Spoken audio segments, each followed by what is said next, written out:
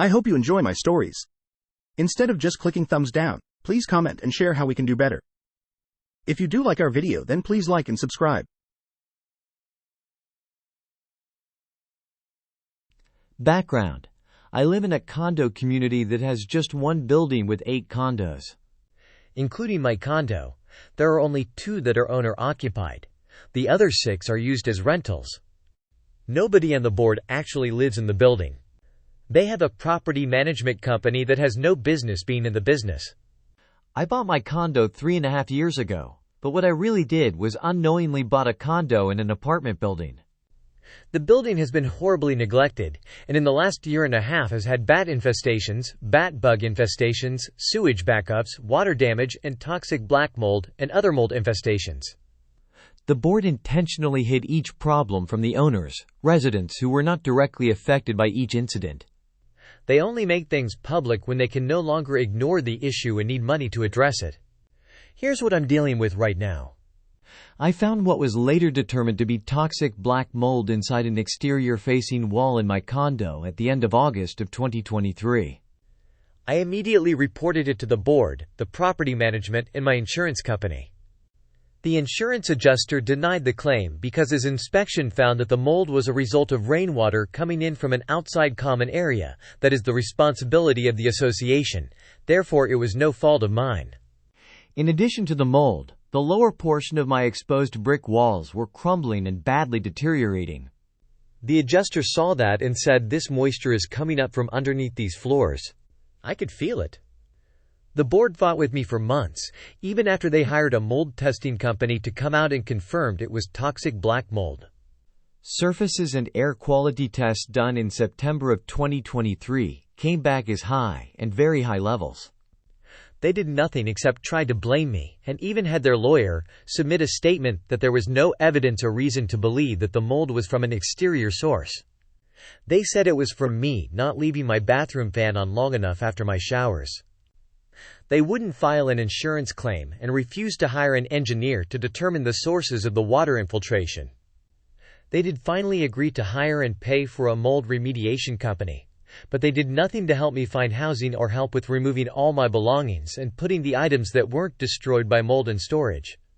The remediation company started work on December 18, 2023, and had to stop working that day. It just happened to be a day that we had a terrible rainstorm. When they removed the drywall, they saw the rainwater dumping into the foundation and running underneath my wood floors. They removed part of the floor and saw what was described as a small river. It was also discovered that not only was there rainwater underneath the floors, but it was mixed with sewage that had backed up from a faulty ejector sump pump in the utility room on the other side of my interior wall. The remediation company basically had to tear out the entire downstairs, almost a complete gut job. They finished working and pulled out their equipment in late January. As of today, March of 2024, no repairs have been done. I've been back about once a week since the beginning of February to document the condition of my condo. The board and property management were told by the mold remediation company, the mold testing company, and the forensic engineer they finally had to hire that they must start the repair process as soon as possible post-remediation. As a result, there is still water coming in, and I can see and smell that the mold is returned. I've informed the board and PM about this, and they will not respond to me. I tried involving the city code enforcement, health and safety and permitting department, and the team leader who had visit my home prior to the remediation is not doing anything, and in fact is refusing to give me any information regarding his visit. I sent him the videos and requested that he come out to the building because I am concerned about the health and safety of the tenants who are renting in the building.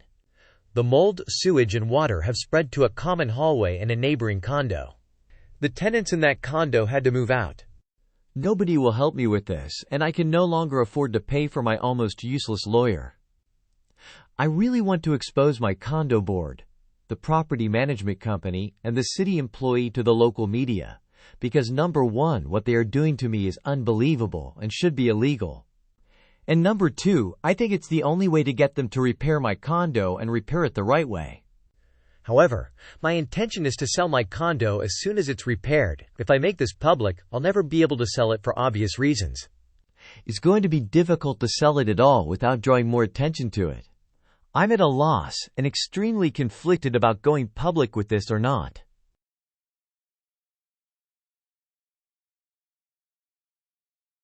I live in a development that recently sold the last lot. There are 4 pieces of community property owned by the development and have been managed by the builder since 2010. 2 retaining ponds, a 400-yard length of roadside grass, and a roundabout. I moved here 7 years ago, and not having an HOA up to this point has been delightful. No architecture committees, no one waking around with a ruler measuring grass. It's been nice. Last night was the information meeting. Some loud voices about keeping the status quo, other rather shockingly classist voices, and even other folks wanting to see if we can disband it. One literally a wacko. She accused the poor kids from the trailer park of throwing rocks at the geese. One neighbor accused a developer of not following some state statutes. My favorite was the woman who had a list of retention pond drownings, not ours, but others in the city, going back to the 1980s. 3, if anyone was curious. Anyway, this seems like this is going to happen. My hope is to stack the board with stay the course and disband it candidates. I'm actively working with 6 other households to that end. My fear are the few quiet retirees who left quickly after the meeting. The process is electing a board of 5 members, and then the board determining positions, fees, and making retaining pond maintenance and insurance decisions. Changing any covenants requires 75% of all lot owners voting.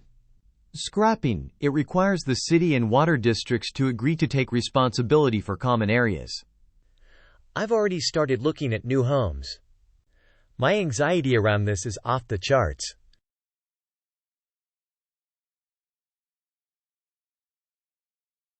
Roughly 11 months ago, my partner and I experienced a completely unexpected financial shock, a hefty special assessment fee levied on his condo.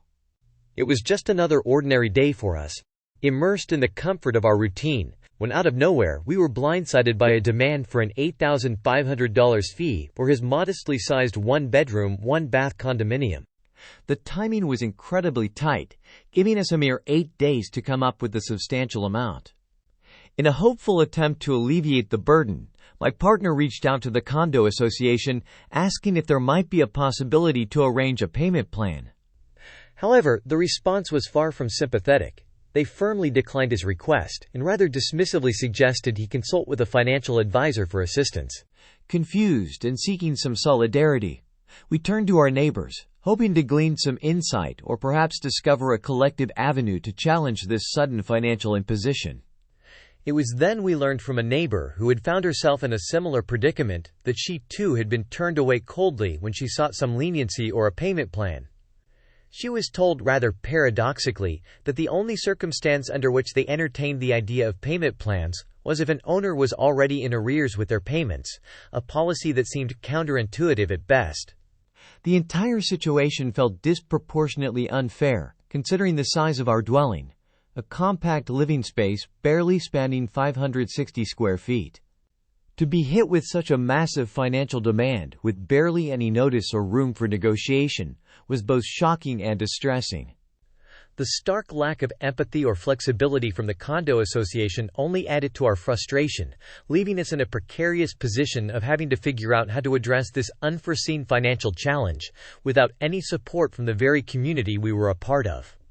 In the building, the situation regarding the allocation of funds for communal repairs and upgrades has taken a rather convoluted turn, leading to widespread confusion and dissatisfaction among the residents.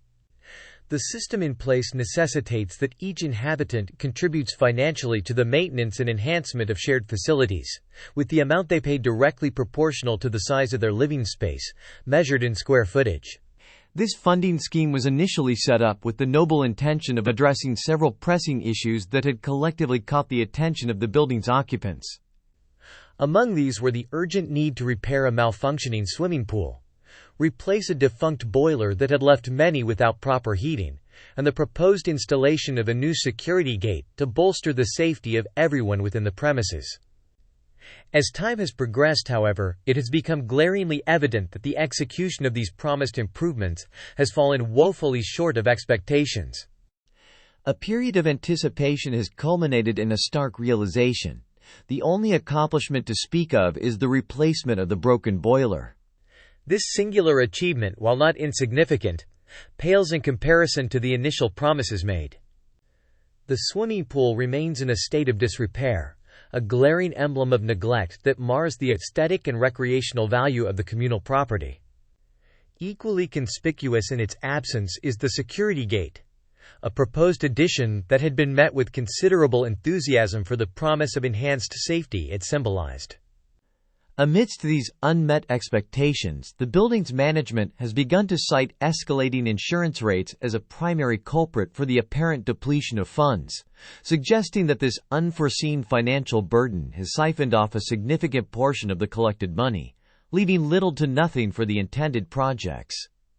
This explanation, however, has done little to assuage the growing discontent among residents. Skepticism abounds, fueled by a palpable sense of mistrust in the transparency and integrity of the handling of funds. The stark discrepancy between the collected sums and the tangible outcomes, or lack thereof, has led to rampant speculation that financial mismanagement, or worse, misappropriation, might be at play. Residents are left feeling disillusioned, questioning where their contributions have gone, as the physical evidence of their investment remains conspicuously absent, fostering a growing sentiment that they may have been misled, or that their funds have, as they fear, vanished into thin air.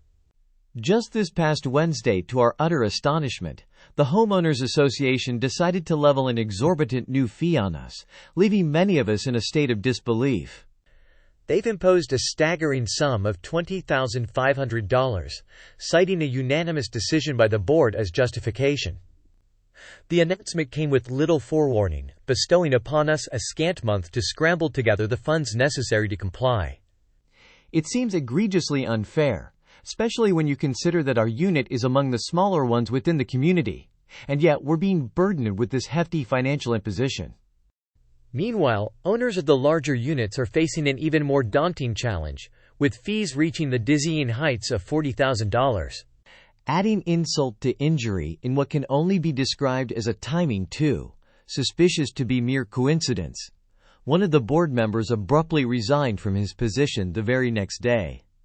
His sudden departure was quickly followed by the listing of his property for sale. This sequence of events raised more than a few eyebrows among us.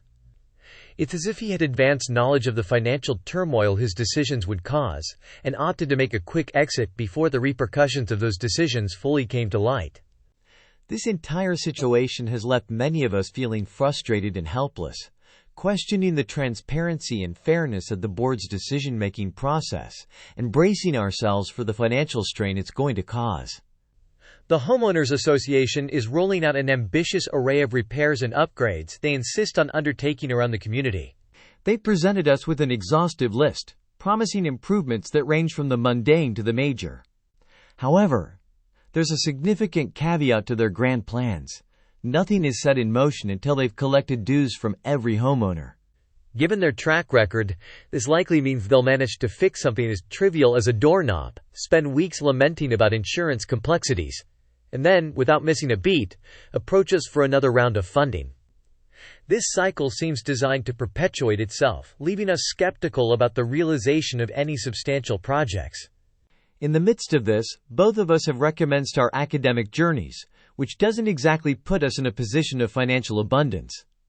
Our budget is tighter than ever, and the looming threat of potentially losing the attractive interest rate on our property adds an additional layer of stress. This interest rate was a deciding factor in our initial purchase decision, offering a sense of financial stability and assurance. However, the continuous financial demands and uncertainty surrounding the Homeowners Association's promises are pushing our patience to its limits. Truth be told, the allure of homeownership is rapidly losing its luster in the face of these ongoing issues. The thought of returning to the relative simplicity of renting is becoming increasingly appealing. As renters, the responsibilities of property maintenance and the accompanying financial unpredictabilities would no longer fall on our shoulders. The simplicity of paying a single monthly rent without the stress of unforeseen assessments and the erratic behavior of the Homeowners Association is starting to seem like a sanctuary. In essence, we're teetering on the edge, seriously contemplating abandoning this endeavor and trying to recapture the peace of mind that seemed much more attainable before we ventured into homeownership.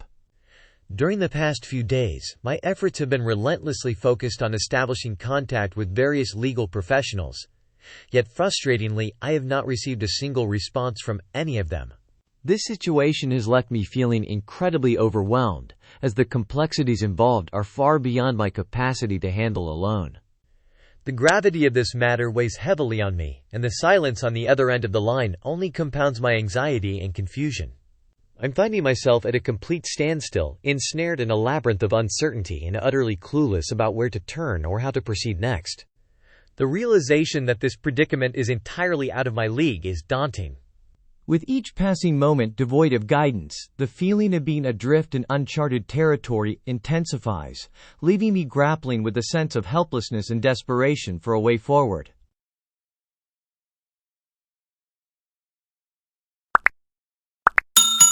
I would like to thank you for watching the video to the end. To encourage us to make more videos, please like, subscribe, comment, as well as share. Check out this other video if you haven't already.